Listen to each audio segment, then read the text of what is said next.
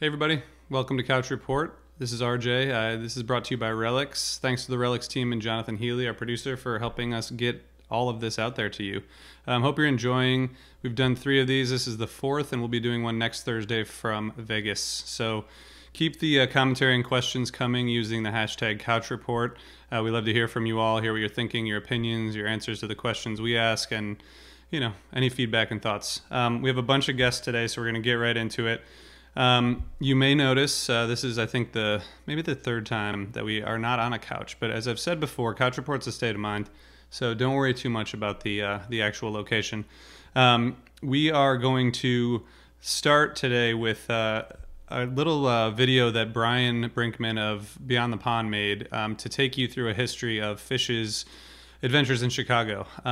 You all hopefully heard I talked about that at Albany. Jonathan talked about that at Hampton. We skipped over for Nashville, which was not good, but we did. So now we're getting back on the train here for Phish in Chicago.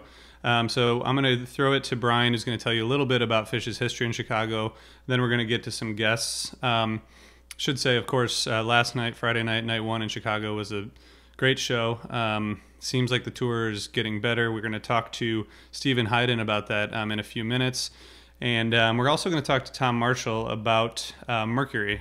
And we're going to dive deep into that song because I think a lot of people are getting used to hearing that and getting used to them jamming it. But we're going to talk to Tom a little bit about the history of the song and what he was thinking when he wrote it. And it's a pretty complex song, so we're hoping to get some insight from him.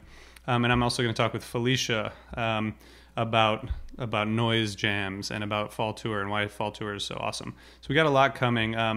And I'm still taking suggestions on my Halloween costume for Vegas. I have a couple in mind, but if you have a good one, reach out on social media, use Couch Report hashtag or tweet at me or something. But let me throw this to Brian so he can tell you a little bit about the history of Phish in Chicago. Hope you enjoy. Good evening. We interrupt your regularly scheduled program to bring you a brief history of Phish in Chicago. Phish made their debut in Chicago in March of 1990, a show that has no known set list, and followed this up on November 9th, 1990, with another show at Lounge Acts in Lincoln Park. Owned by Sue Miller, the wife of Jeff Tweedy, the venue saw the Jesus Lizard, Tortoise, and Yola Tango frequent it. It played a significant role in the film High Fidelity before closing in 2000. Now, 11/9/1990 was a one-set show where they opened up for Alex Chilton, the big star. All of this is to say that this... Good evening. We interrupt your regularly scheduled program to bring you a brief history of Phish in Chicago. No known set list, and followed this up on November 9th, 1990, with another show at Lounge Acts in Lincoln Park.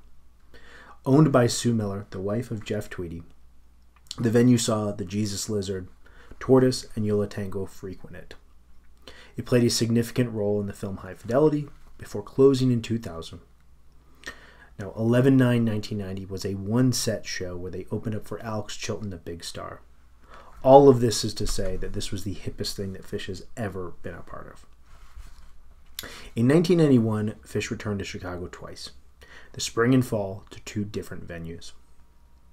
The first, April 13th, 1991, at Biddy McGulligan's, which is just south of Evanston and is a seedy rock club that opened and closed more times than you ever want to know and promised its patrons constantly that it would revitalize itself, never doing so. It's known most for a really killer early Smashing Pumpkins show in 1989. On October 2nd, 1991, the band played the Cubby Bear, which sits kitty corner of yours truly's personal mecca, Wrigley Field. The massive sports bar has been named the best rock club in Chicago way more times than it deserves. I personally just love the idea of the band loading and unloading their gear in eyesight of Wrigley Field during one of its many, many quiet and lonesome Octobers. In 1992, we see the band play 3 shows in Chicago. 2 different venues, 2 of my favorite of all time. May 2nd, 1992, at the legendary Cabaret Metro. This is at the tail end of a phenomenal spring tour that I encourage all of you to listen to. Set 1's got a Forbans into Mockingbird into Iculus into Mockingbird. Set 2 has a David Bowie into this chant that is just bizarre, where the band is singing band football theme song in such a raucous way, going back into David Bowie then. Sleeping Monkey and Big Black Furry Creature from Mars encore the show. In December, they returned to Chicago to the Vic Theater, one of my favorite venues of all time. I saw one of my favorite shows of all time there in July 2002 when I saw Vita Blue play with The Slip opening up. Excellent, excellent show. 12.5 is this incredibly rare 1992 and 1993 show where you hear the band play both tweezer and mics in the second set. These are two solid shows that show the band on a high as they're leaving the 1992 year for one of the best years of Phish history. 93, they return in April to play a show at the Aragon Ballroom. I saw the Smashing Pumpkins there in 2000, and it's the kind of venue that every fan hates, but that your favorite band plays there all the time, it seems.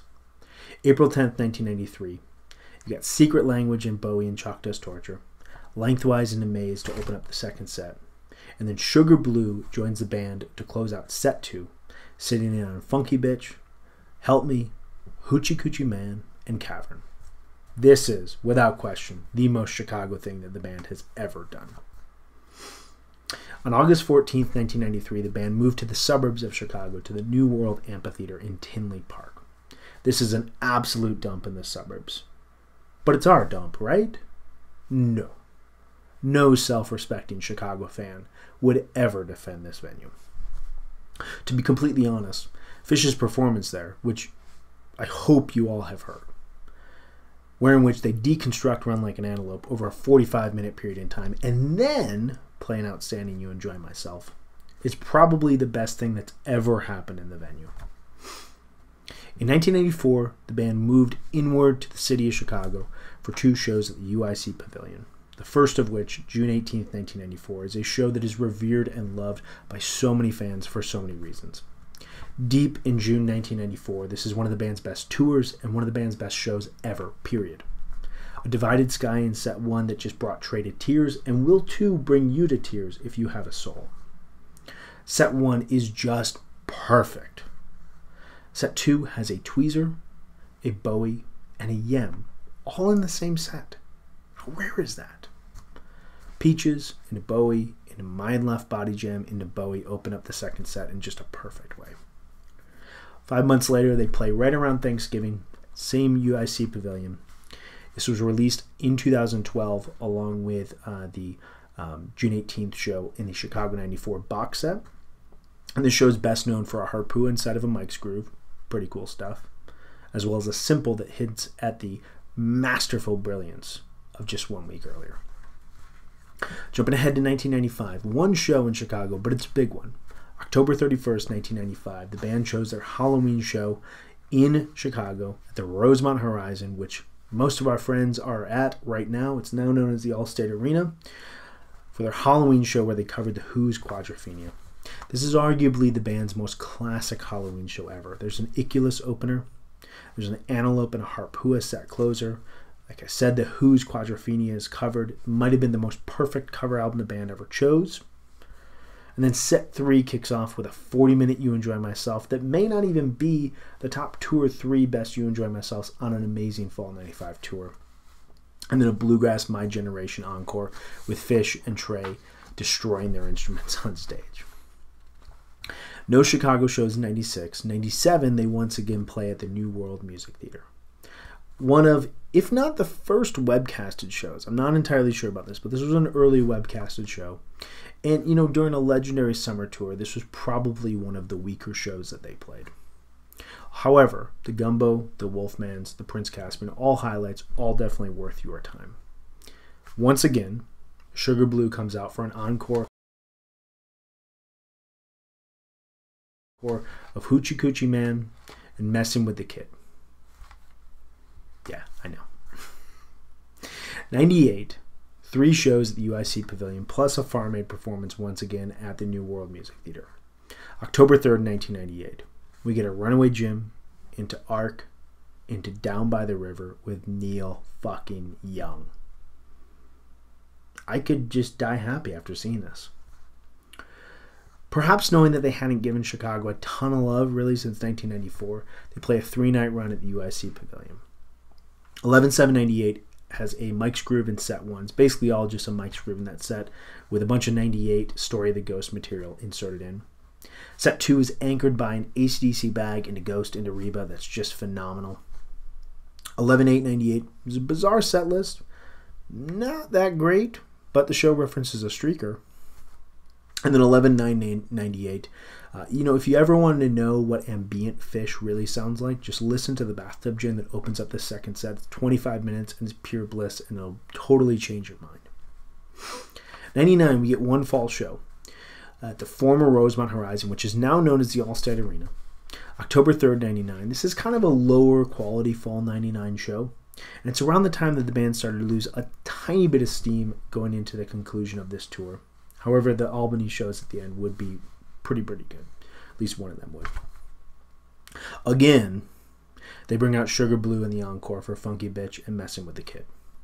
At this point, I say, Dave Goldstein, my co-host of Beyond the Pond, I don't ever want to really hear you complain about B.B. King on February 24th, 2003 anymore. Think of the Chicagoans, man. Phish closed out 1.0 in Chicago in the fall of 2000 at the Allstate Arena. 9/22/2000 has an incredible Down with Disease opener, an excellent set 1 Bathtub Gin, and set 2 begins with a Tube Reba Ghost in a segment of music that is so nuanced and just so perfect. 9/23/2000, you got Come On Baby, Let's Go Downtown opener. Trey, if you're listening, man, can we get Tonight's the Night as the Halloween album? I would love that. Haley's and Fee and a Stash closes out set 1, and set 2 has 2 great jamming segments in Tweezer and NICU and Piper into Character Zero. From here, the band would move westward before they concluded their 1.0 era. 2.0, we see only one Chicago show. Allstate Arena again. Last Allstate Arena show until this weekend. 2/20/03. My first show ever. Wave's Simple Jaboo closes out set 1 in a segment that will just blow your mind. Set 2 has a tweezer that is a true precursor to the Nassau version, and a big 7 Below and a massive Pebbles and Marbles to close out a 5-song set.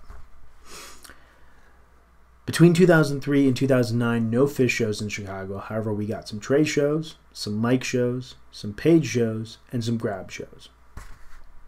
2009, we see the band move into the suburbs once again to Bridgeview, to Toyota Park, in a venue that is 10 minutes from where I grew up. August 11th, 2009. This has one of the worst first sets of any era, but second set starts with a really great number line. The first ever number line jam goes directly into Carini, and then an atypical Chalk Dust Torture midway through the set. 2010, we get the tour opener, one show once again. I caught this show 4 days after getting back home from South Korea, and the show occurred just a few days after the Blackhawks had beaten Trey's beloved Flyers in the Stanley Cup. This led to a speech from Trey and a number of inflatable Stanley Cups that had been tossed on stage. It was a pretty funny moment. It's got a really strong first set for 2010 standards, and a light Maze and Ghost segment that opens up set 2 that is quite strong. 2011, we get back into the true Chicago love from Phish.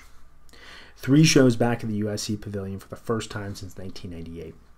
August 15th, 2011, we get the Element show.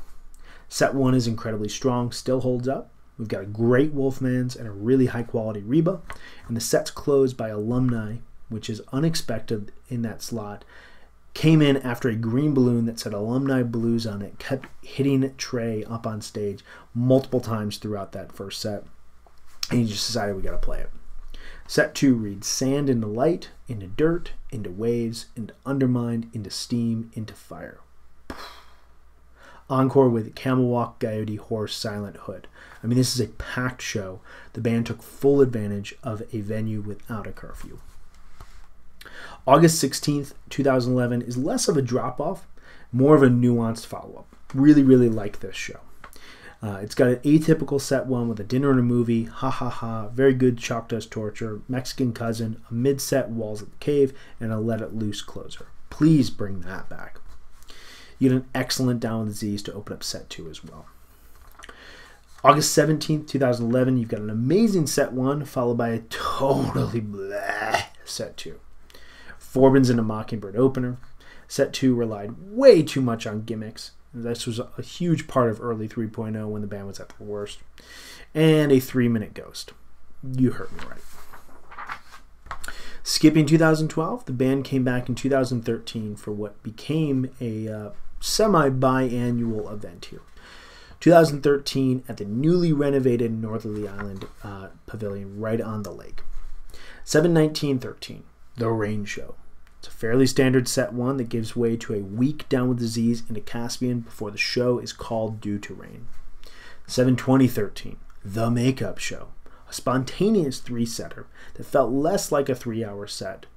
Felt less like a 3-set show and more like a shrug. Caspian Twist, Ha Ha Ha opened things up before set 1 got incredibly standard. Set 2 does have an incredibly blissful Golden Age Waves Piper Slave segment. And set 3 has Ocelot midway through. This is coming from an Ocelot lover. Finally, 7/21/13, The Second City Show. It's a great 2013 era first set. It's filled with classics, but the band is forced off stage midway through the Antelope closer, and Page was pissed. Set 2 kicks off with a great jam segment, Energy into Ghost into Light. Please, I've been asking a lot during this segment, but please bring back Energy, guys. We love that song. Harpua comes midway through the set. They bring on the Second City Squad to play Harpua the Right Way, this prank on the audience, which I'm not sure if anyone needed, even though I thought it was pretty prescient based on the conversations on Twitter during that era. 2014, you see another 3-night run at Northerly Island, and this is the second of 3 years that coincided with Pitchfork Music Festival in Union Park, which forces us indie rock-loving Phish fans to absorb 12-plus hours of crosstown music. Yes, please. 7/18/14 features an insanely 2014 first set. Lots of Fuego songs and lots of songs in general with no jams. Set 2 has an incredible Golden Age that stays in the pocket but grooves really well for 17 minutes. 7/19/14 was my dad's first Phish show. This has another insanely 2014 first set. Set 2 is a really sleek light into 20 years later into Hood segment. And a really, really good Hood. I got to point that out during a year when they were jamming crazy during Harry Hood. And 7/20/14 has one of the best shows of Summer Tour and one of my favorite shows of the overall year. It's got a really fun, unexpected set 1. Set 2, you've got Down with Disease in a Winter Queen, The Chicago Wedge, and then one of my all-time favorite Ghosts. In 2015, while Phish does not play in Chicago, of note, Trey joins Phil and Bobby for the Fare Thee Well shows at Soldier Field. This directly impacts his guitar playing and directly impacts Summer 2015, which is one of our favorite tours of all time here. 2016, we're almost finished here. 2 shows at Wrigley Field. 6/24/16. Got an insanely 2016 first set. Okay. Set 2's got a great Down with Disease and an amazing twist. One of my favorite twists I've ever seen live. Also, Space Oddity made its debut. 6/25/16. A standard good set list, and a standard good performance. I will tell you, Wrigley Field and the 2016 Chicago Cubs deserved far better than Summer 2016 Phish. Finally, 2017. 3 shows to kick off Summer 2017 in an effort to warm the band up for the Baker's Dozen. What a time. 7/14/17. What's the Use opener? Thanks, RJ. Everything's Right debuted with a great jam in set 1, had everyone going crazy. Set 2 is a bit of a mess, but it's a fun mess, and a sign of the chances the bands would take throughout the Baker's Dozen. 7/15/17 has an insanely standard set 1, but set 2 opens up with a debut of the song Corona, which I'd love for the band to bring back. Yet another one of my requests here. A 27-minute simple midway through the set. I will repeat, a 27-minute simple. We covered this on Beyond the Pond during episode 10. Unbelievable jam. This is where the Baker's Dozen's intentions came to light. Oh, and by the way, Light into Sense into Cities into Slave closes out the second set. Great set. Finally, the last show in Chicago until this weekend at Allstate Arena in Rosemont, Illinois. July 16th, 2017. More than anything, the gorgeous 22-minute Carini that opens set 2 is more than worth your time and is one of the best jams and really an underrated jam of summer 2017. Thank you all for sitting here while I walked you through Phish in Chicago, Illinois, their overall history. In my opinion, the greatest city in the entire country. So much soul, so much love. I am Brian Brinkman. I am one half of Beyond the Pond. I would encourage you to check out our podcast if you like anything about that deep dive that I just did. Thanks so much, RJ and Tom. Hope you all are enjoying the show. And let me work.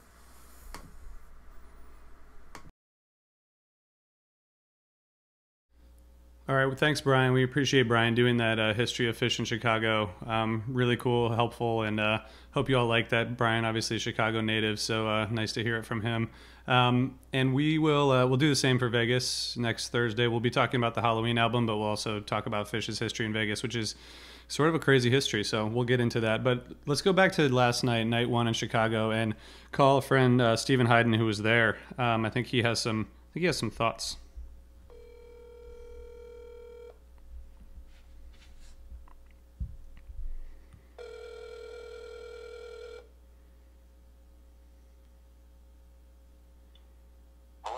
Steven. Yes.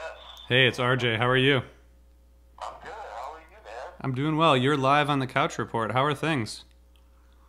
Everything is great. I am honored to be on the Couch Report. I am in my hotel room. I'm looking out my window. I can see Allstate Arena from where I'm sitting right now, and that looks a lot more peaceful right now than it did last night.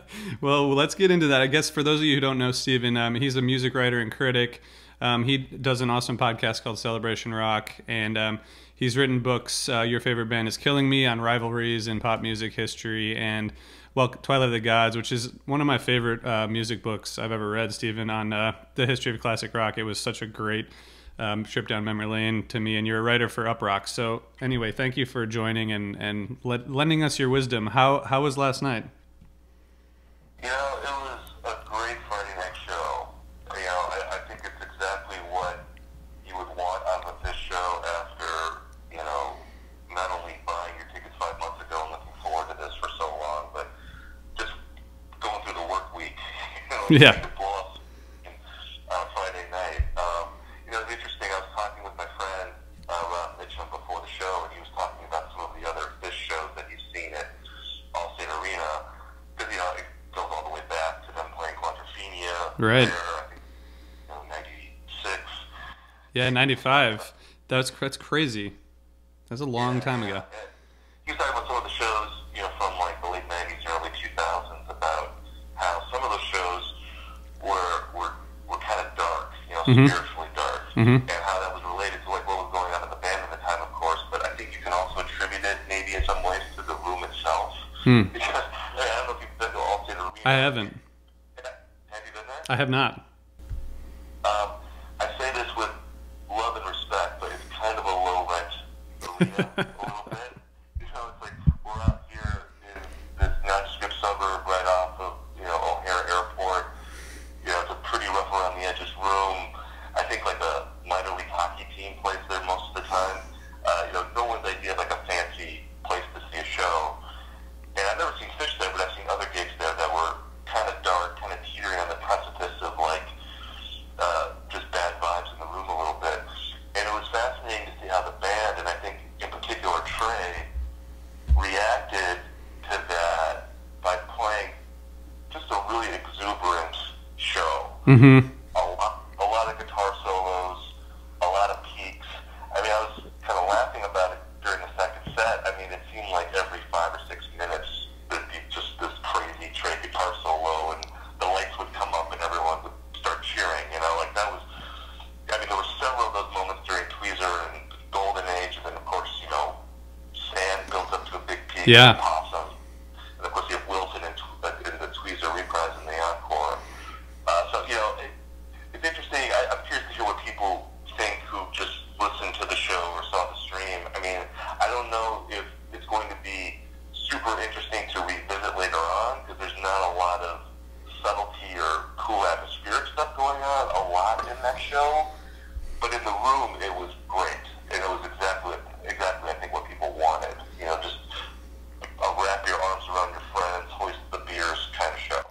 That's awesome. Well, it's interesting because we're gonna in the next segment we're gonna talk a little bit about the noise and dissonance we've heard on this tour, and as you pointed out, like last night was a little bit absent of that, but we've seen that so much through this tour.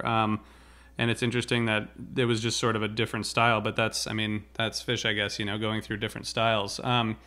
One thing about the room, it's interesting because I feel the same way about Hampton and Nassau Coliseum, right? Like Nassau's a little bit, they're both older places just made for rock concerts, not a lot of branding and signage. And Hampton felt like that this past weekend because it's just a room for rock and roll. I guess that's how this place is too.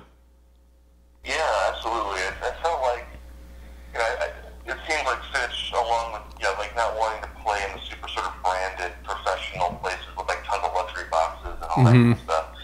This is the kind of place where you could imagine going to see, like if Phish were around in the 70s, like this was the kind of place you'd go see them. Yeah. Not like the glamorous, expensive place, but like the suburban place, like where just real rock and roll fans like to go see a show. And this, again, was definitely like a rock and roll show. I have to mention too, like Punch You in the Eye as the set opener was really exciting. And, yeah, really cool. I'm not gonna, not to sound full of myself, but my friend and I were listening to the Ventura box set on the 6-hour drive to Chicago.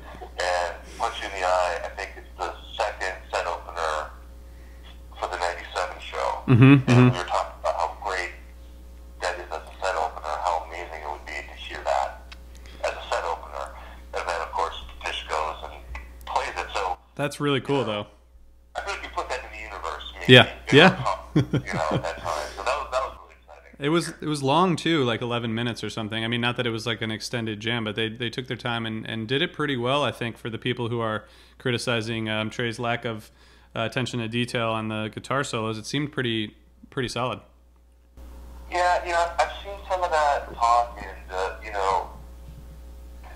like, do people want Trey to sort of be super rehearsed and to kind of play the same things all the time perfectly? I feel like if you want him to be this exploratory musician who's riding on, sort of the edge of a razor every night, you can excuse some bumps. I don't really understand. I feel like that's also part of the live show experience. I like not hearing things played perfectly. If that's what you want, most bands are hyper rehearsed and they play it the same way every night, and they don't make mistakes, but there's also no discoveries happening either. So that's fair. Come on. Yeah, you can't have it both ways, right? You got to want the exploratory. He has a good batting average, I think. Yeah. So he's not going to hit every pitch out of the park, though. No, definitely not. Well, it seemed like the this Tweezer Golden Age combo also they're loving that combo this tour.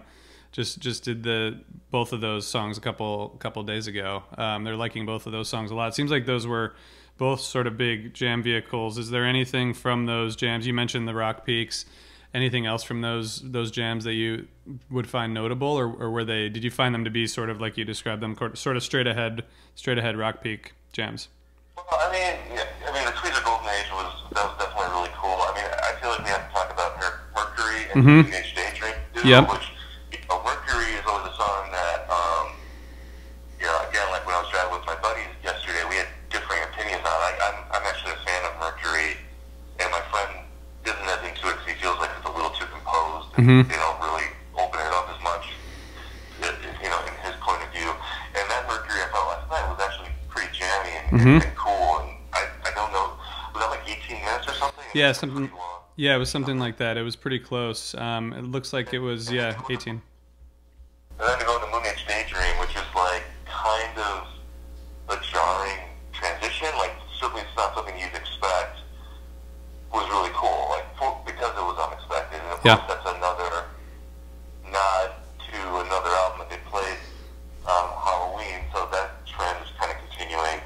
I was talking with my friend, I was talking with Rob, that I hope that they play Drowned at some point on Saturday or Sunday. I feel like I don't think they played anything from Quadrophenia lately, and that's one of the Halloween albums I think that they haven't referenced yet. So I'm hoping that we're queued up for Drowned either tonight or tomorrow night. Well, it would be fitting, right? Given the first time played in that arena, as you mentioned in '95, the Halloween '95. So Exactly. that. And they also they played A Day in the Life last night. Mm-hmm. But I don't think have they played any White Album songs yet on this tour? I don't think they have. Not on this tour, no. No. So I'm hoping maybe there'll be like a Dear Prudence or Gently Weeps in there at some point. Yeah. If they're going to continue teasing past Halloween records.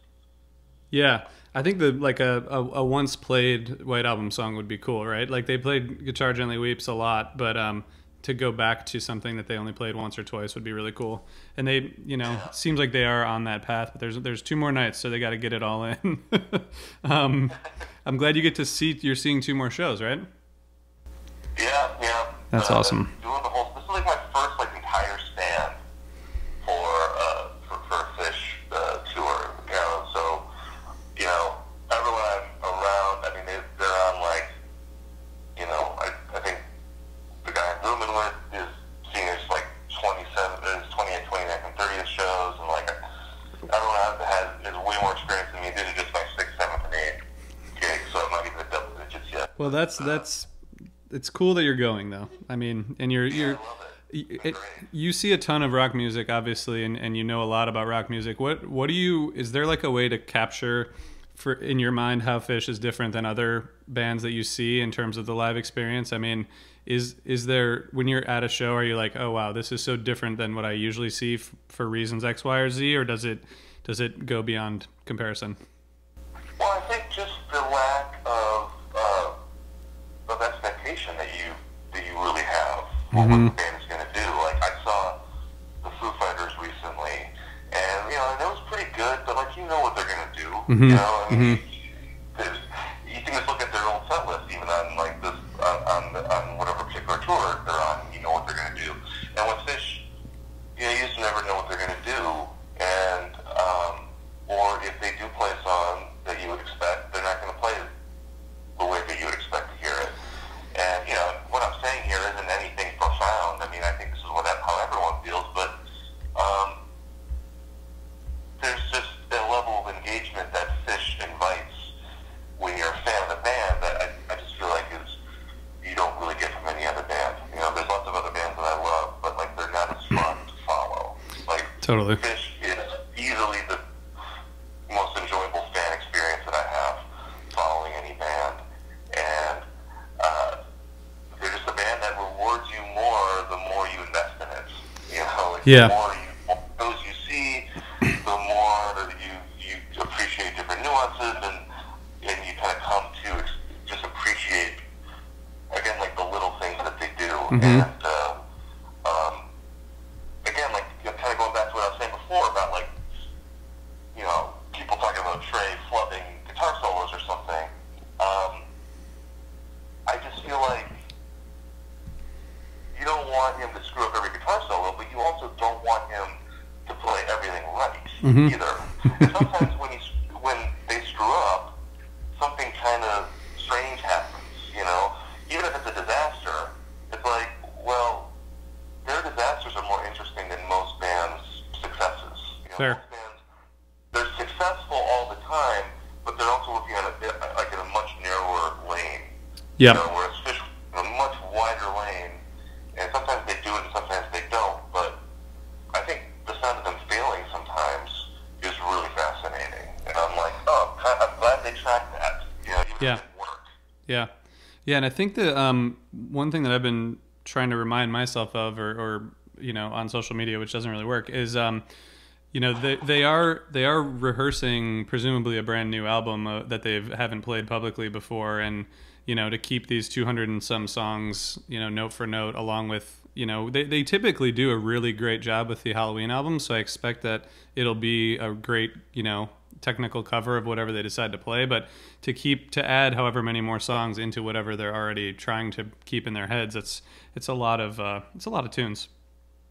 Well, the other thing too about Phish right now is the last time I saw Phish before last night was 2016, Mm-hmm. which I feel like that wasn't really a well-regarded tour, like the summer tour. My memory at the time is that people Yep. throughout. Yep. Being sort of consistent. And I was listening to like a show like from that time, and also like from the earlier kind of 2010s. And it really is striking when you listen to shows just from a couple of years ago, like how much better the band is right now. Mm-hmm. You know, like even when the band is kind of just okay, like I thought the Wednesday show in Nashville was just okay. Mm-hmm. Mm-hmm. You know, that show is still probably better than anything they did in 2016 for the most part. You know, Yeah. like their bar raised where even like where their sort of average show now is still really damn good. And when they hit the high marks, they're really kind of approaching, I think, even what they were doing in 1.0. Mm-hmm. You know, so it's an exciting time. I mean, like last night was easily the best time I've ever seen them. Nice. You know? That's great to hear. You know, and so I'm excited to hear more. You know, it was the best time I ever saw them, and it was also feeling like they could do better than that. You know, like I feel like that was in a way. I guess it was a really fun show, but in a way I feel like it was like a palate cleanser Mm-hmm. where we're gonna blow the doors off of everything, so we can all kind of like have fun, you know, blow off steam, and then I'm thinking maybe Saturday and Sunday is like when like the real kind of exploration stuff can happen. You know, that's my hope. Yeah, man. Well, it's last night was a great start to that. I want to let you get back to your day of hanging out and waiting for a Phish show, which we all, you know, without any other obligations, presumably, which none of us get as often as we want. So I have one last question, though. As someone who knows more about music than almost anyone I know, are you playing the Halloween guessing game or not? I am, yes, and I do have a guess. Okay. Yes, please. So my guess is Electric Ladyland. Okay.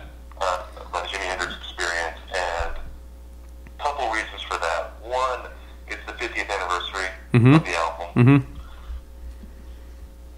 Two, obviously, Jimi Hendrix is a foundational artist for Phish, Trey in particular. Mm-hmm.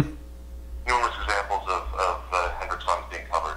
And three, you know, they've never covered a Hendrix record. Yep. You know, they've covered Stones, Little Feat, The Who, Talking Heads, you know, all of these bands that are big influences, but they've never covered a Hendrix record. So,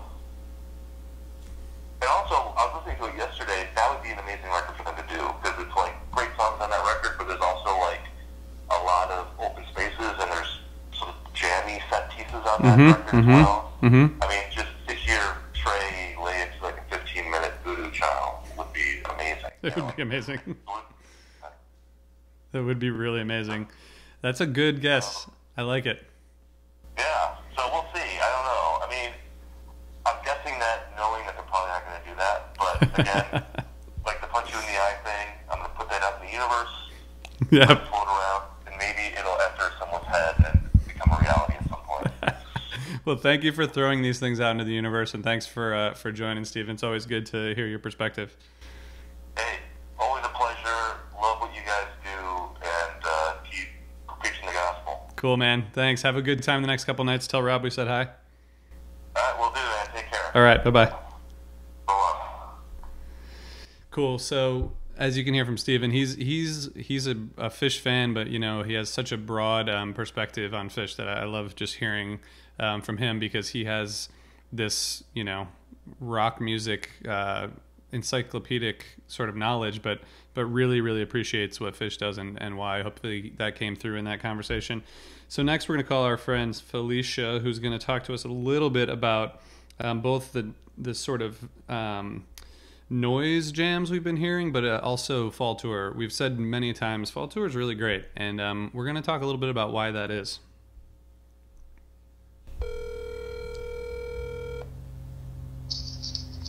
Hey, RJ. Hey, how are you? I'm well. How are you? I'm fantastic. We are couch reporting. How are things? Awesome. Just chilling in Philly. Are you rested up? I'm rested from tour, and I'm ready to do it again. Yeah. We just talked to Stephen Hyden and heard a little bit from him about his perspective on last night. I wanted to, he mentioned specifically that, you know, this whole tour we've been hearing a lot of noise and a lot of dissonance, and last night was like just more sort of, you know, peak guitar solos, peak jams. We didn't really hear a lot of that last night, but we have heard a lot of it throughout tour, right? That's something you noticed kind of starting in Albany?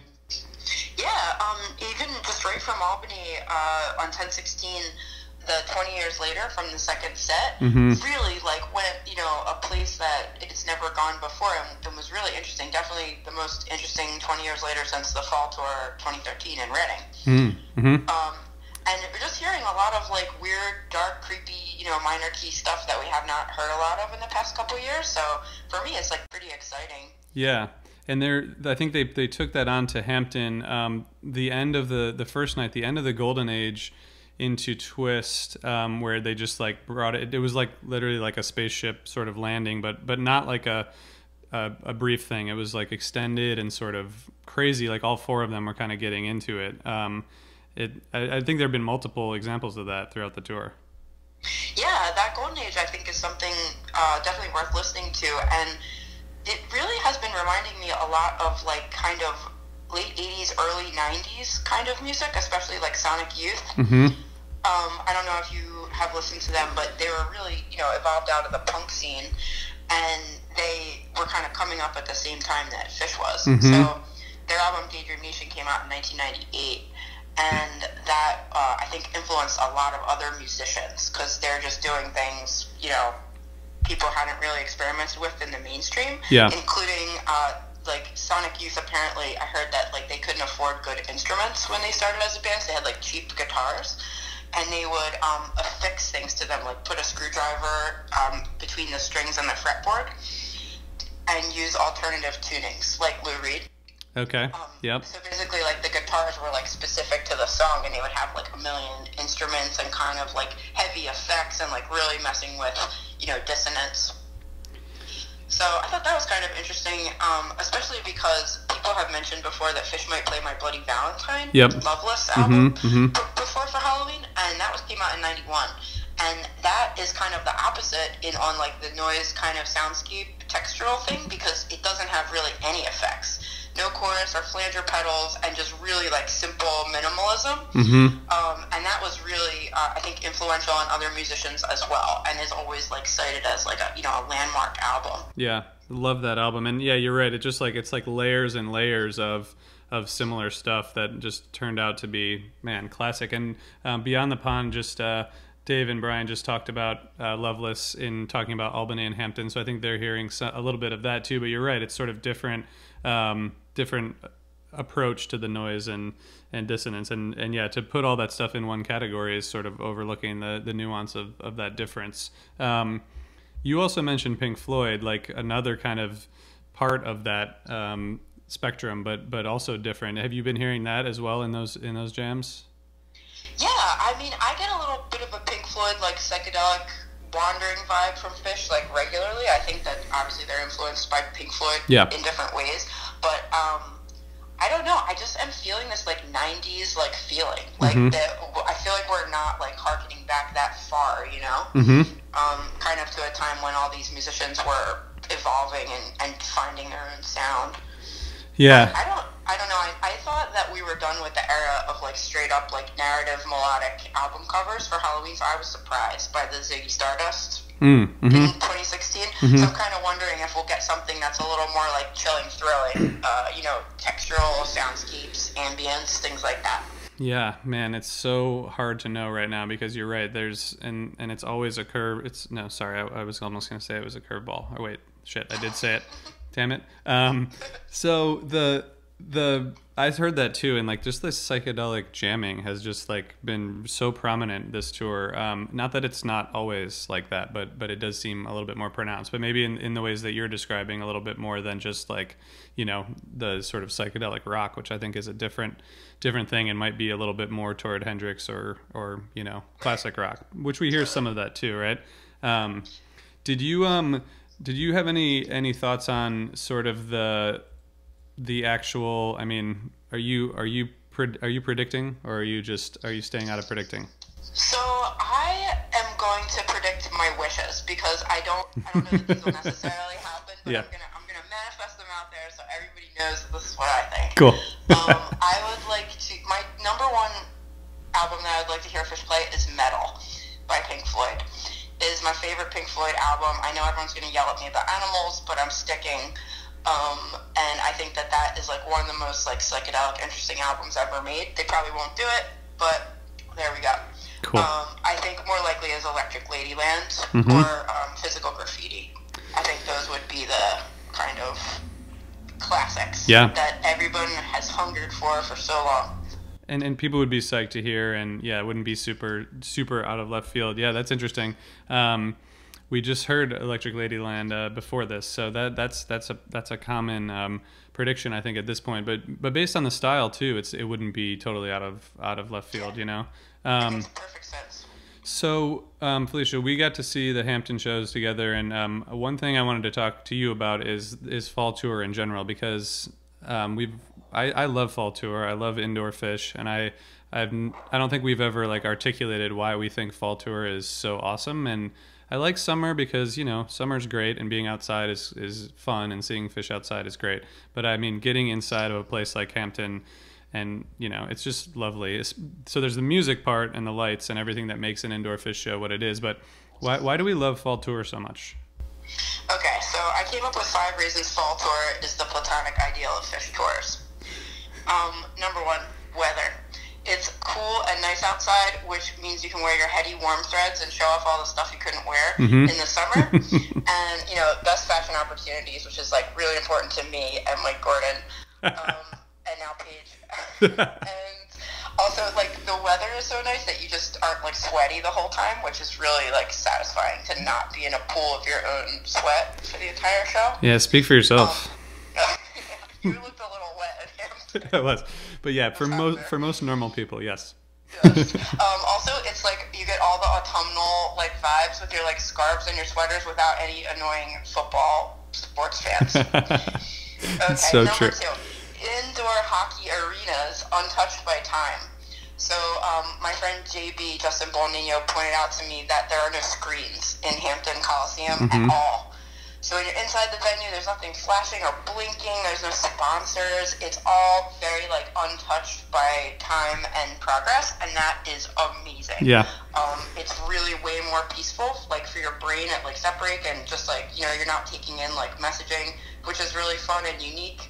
And also being able to see Chris Kuroda's work in the indoor arena is like, prime. There's no better way to watch the lights. Yeah, agree.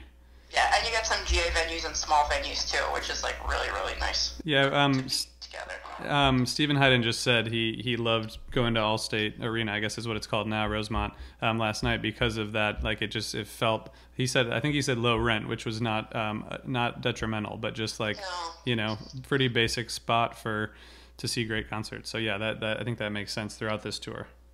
Yeah, and that I think makes a big difference on, you know, how the band feels too. In these like smaller rooms that are more intimate, and also GA, the vibes are really good. Okay, number 3. It hasn't been that long since Summer Tour, and Summer Tour acts like a warm-up, I think, for Fall Tour. They have a bunch of ideas that they've touched on that maybe they're ready to explore, and, you know, we're in like a high frequency period for Phish. There's like Summer Tour, quickly Dicks, quickly Fall Tour, and then New Year's, and then we go through a long drought of nothing. Right. So we're in like peak Phish season. We are. Right now. I totally agree with that. That's totally true. Okay, and then the last one is we've been criticized before as a nostalgia band, but I will say fall has good memories associated with it, I think, for most people. Yep. You know, kind of like skipping out of school, going on Fall Tour, the tradition of Halloween. Yeah. It has a lot of like cultural significance, I think, for like the Phish culture, and it just feels right, like everything is in its right place. It's interesting. Yeah, I think if I were to rank my Phish memories, I feel like out of the top 10 Phish memories I have, like 9 out of the 10, besides like the Island Tour, would be fall, you know, fall 97, fall 96, fall 98, you know, just going back to those, and fall 2013, which was so amazing. And I feel like this is maybe stacking up to be similar to fall 2013 in that there's not a ton of shows, but every one is worth revisiting, you know? Yeah, I mean, that Fall Tour really, really got me going, and this one is too. Yeah. And so those were all of them, right? Yep. Yeah, that's great. I think it's funny because I don't think about the the first one you mentioned, but it's totally true. I loved just like getting out the hoodies and the sweaters and the sweatshirts, and as opposed to like I'm going to be really sweating in just a t-shirt the whole day leading up to the show, not to mention during and after, So fall's it's a nice break, fall is in terms of weather and just, I feel like it gives everybody a breather. Cool. Well, thanks for joining. I appreciate your input on the Halloween and on the jamming, and I think I'll see you in Vegas in a few days. I hope that you're right about these things. I hope so too, RJ. Things work better when everyone listens to me. Exactly. I know that well. All right. Well, thanks for joining and taking the time. All right. Have a great show, RJ. I'll see you later. Okay. See you later. Bye. Bye. Great. So great to get Felicia's input. The fall tour stuff it's so true. The nostalgia is strong, and I feel like hopefully this tour is creating new memories for all of you, including this amazing couch report. So the last thing we're going to do here, we're going to call Tom Marshall, and we're going to specifically get his take on Mercury. People who listened to or watched the show last night will know that they played a pretty awesome Mercury. It's starting to kind of I think grow in terms of its potential and where they go with it musically, and it's a complicated song, and so I think I want to try to shed some light on that with Tom. So let me give him a call. Hope everyone's enjoying this and getting ready for the webcast tonight.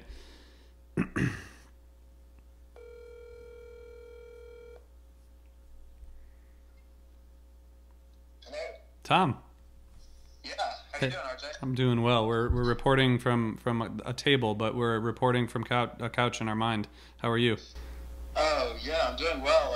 Congratulations on the last couch report before you and I do one together in Vegas, right? Yeah, that's going to be fun. We're going to do that the day after Halloween, and all this Halloween speculation will be behind us, and we'll really know what's happening. So we just talked to Stephen Hyden and then Felicia, who both gave their predictions, and both of them mentioned Hendrix. So it seems like the Hendrix vibes are strong, and Felicia also said possibly Physical Graffiti. So I don't know. It's impossible to tell, but we won't speculate on that because we talked about that in the Nashville Couch Report, and we know that that you're not predicting. So I'm not even gonna go there with you. I want to talk about last night's show.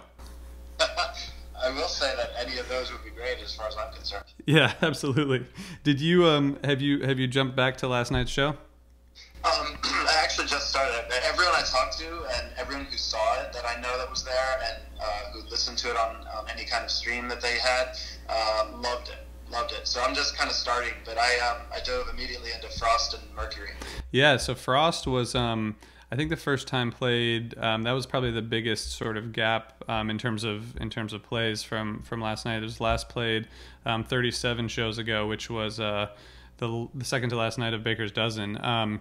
But let's talk about Mercury, because that is unless you want to talk about Frost too, because that's I know that you have thoughts about that. But should we dive into Mercury, or do you want to say anything about Frost? Well, Frost, I love it. If it's placed right, kind of like Winter Queen, because I consider them sister songs, mm-hmm. It can be absolutely stunning. And I heard last night everyone liked the placement, and they did a great version. So I love Frost. Yeah, only the third time played, so hopefully they'll, there's definitely gonna be more opportunities to expand that. And this was the 15th Mercury, and Mercury has the first appearance was in summer 2015, and they've been playing it, not too often, but it's stayed on the rotation. It's interesting because every time I listen to it, I feel like I have more questions than answer. You mean about the lyrics, or you mean like all the different parts and how they were put together? Well, the music, I think, follows the lyrics, right? Multiple sections, multiple parts, Yeah. And so the lyrics, maybe as I think is often the case, the lyrics sort of the music follows the lyrics. Is that sort of the way to think about it here? Yeah, it definitely has sections. That's for sure. Yeah. And so what was the concept when you were thinking about this song and writing it? Well, yeah, so Mercury has always fascinated me in lots of ways. So I've always been into literature and science and astronomy, and Mercury is one of those things that crosses all three disciplines. It's an element, it's a metal that's liquid at room temperature, Yep. which is pretty cool, called quicksilver sometimes. It's a Roman god, the messenger god with wings on his feet, and it's a planet, one whose day actually does happen to be longer than its year, but you have to know the difference between a solar day and a sidereal day. Okay, well, first of all, I'll say that I was listening to the Last Night's Mercury in the car with Miles earlier, and he was like, the day is longer than its year. He was like, what does that mean? Isn't Mercury a planet? And I was like, well, it's a planet, but it's also like a chemical element sort of thing. And he just was like, it's a good song, but it's so complicated. So let's get into it. Okay, so you have to know the difference between a solar day and a sidereal day? Yes. Well, let's see. Really quick, the definition of a year is actually easier than the definition of a day, right? Because a year is how long it takes for a planet to go around the sun. So for us, it's 365 days, actually 365.25 days. For Mercury, it's 88 days. Okay. We measure those 88 Earth days, right? Okay. So 88 days is a short year. It's the shortest year of any planet. Okay. And so its day is 176 days. And that's a solar day. And that's the time it takes for the planet to rotate until the sun is in the same place in the sky again. So that's pretty basic astronomy, actually. Basic astronomy has me very confused. Well, I mean, Mercury does some really cool things. Like the ancient people watching Mercury also watched it go backwards, and that was called retrograde motion. But it's really just an effect. It has to do. It only looks that way when viewed from Earth.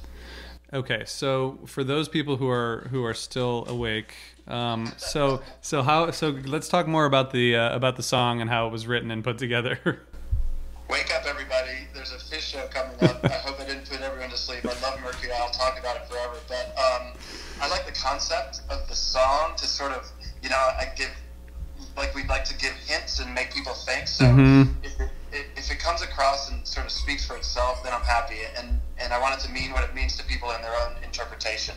But I was definitely happy to pay tribute to those three aspects of Mercury, the god, the element, and the planet.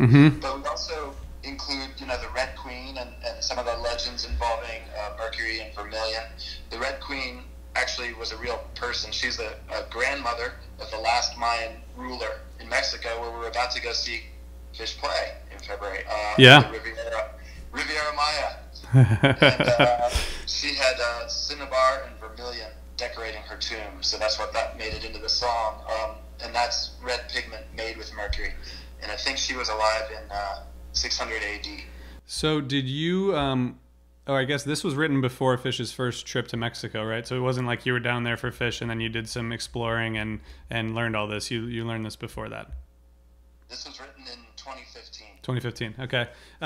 Okay. So there's Mercury, the planet, and the element, and then there's the Queen and Vermilion. And what's the net? What's the unbreakable net? Well, that goes back to Roman mythology. So very quickly, Vulcan, the god of fire, he made a net of steel to catch his unfaithful wife, Venus. He tried to catch Venus having sex with Mars, who was the god of war, and he did. But then Mercury later stole the net, and he used it to catch a beautiful nymph, whom he was attracted to. Her name was Chloris, but we didn't put her in the song. Wow. So Mercury, Vulcan, Mars, Chloris. So all these people. So how does this all fit together? Well, you mean the way the parts were all put together? So I was kind of referring to the fact, that Trey and I, we wrote the basic song, of the structure of the song we wrote together. Okay. We fit it together later. So we wrote like the days that are met with loneliness, aid and abet this loneliness, and we had the general concept of the song, and that was like I said, North Carolina, 2015. Okay. But then it took us many weeks to complete the other parts and hone the lyrics and everything. So that's kind of like our new way of writing. Like, unless a song just all comes together at once, which actually was the traditional way for us to write a song, finish a song in a day. But now, like, if one or two songs spills over and becomes like a multi-week project, that's what Mercury is. And actually, one of these that I'm working on right now from our last writing trip just this past September, I've been working on I've been working on ever since. And like Mercury, it has different parts and involved lyrics, and it's not done yet. Man, that's exciting. So not done yet in that we won't see it in the next remaining 6 shows, probably. If during the Halloween, actually I would say if during the New Year's run you see a couple of those new songs, I wouldn't be surprised, but I would be surprised if this one that I'm talking about makes it into New Year's. Well, we're looking forward, obviously, to new songs, and I know that you guys wrote several in the last songwriting retreat you had. So maybe we'll see one this fall, but maybe more likely New Year's run. Yep. Yeah. That's my thinking. Cool. Well, thanks for diving deep on Mercury. I think this would be helpful for people who have been, walking around their houses saying the net's unbreakable for a while, but not knowing that it was about, infidelity and Roman mythology. Exactly. Yep. I thought it was about friendship and things that are less crazy than that. But that's awesome, man. Thanks for tuning us into all that. Sure. Happy to do it. You're very welcome. Cool. All right. Well, I hope you enjoy the rest of your weekend and listening back to this show and tonight's and tomorrow's. And see you in Vegas. And the viewers will see us on the 1st on our Couch Report. Yep. I'm looking forward to that. And enjoy the show tonight, everybody. Cool. See you, Tom. Thanks, RJ. Bye. Bye. Cool. That was really fascinating. That's a lot of different things coming together there, and a really cool song. I think Last Night was one of the best ever. I think there's a lot of potential there, and I think I mentioned earlier that Beyond the Pond talked a little bit about the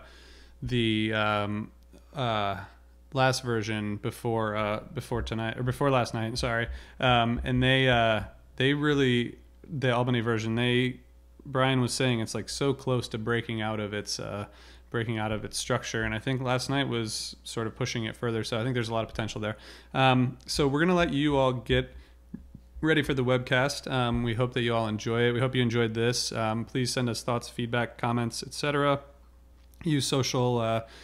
Hashtag Couch Report, whatever platform you're watching on, just give us comments and feedback and thoughts, and we'll see you back here for the last Couch Report of the tour, which will be on November 1st after the Halloween show. And we're going to talk about the Halloween show in detail. So tune in for that. And thanks to Relix and Jonathan Healy for helping us put this on. That's normal, so thanks for bearing with that. And I hope everyone has a great rest of the weekend. Thanks for tuning in. Catch you next time.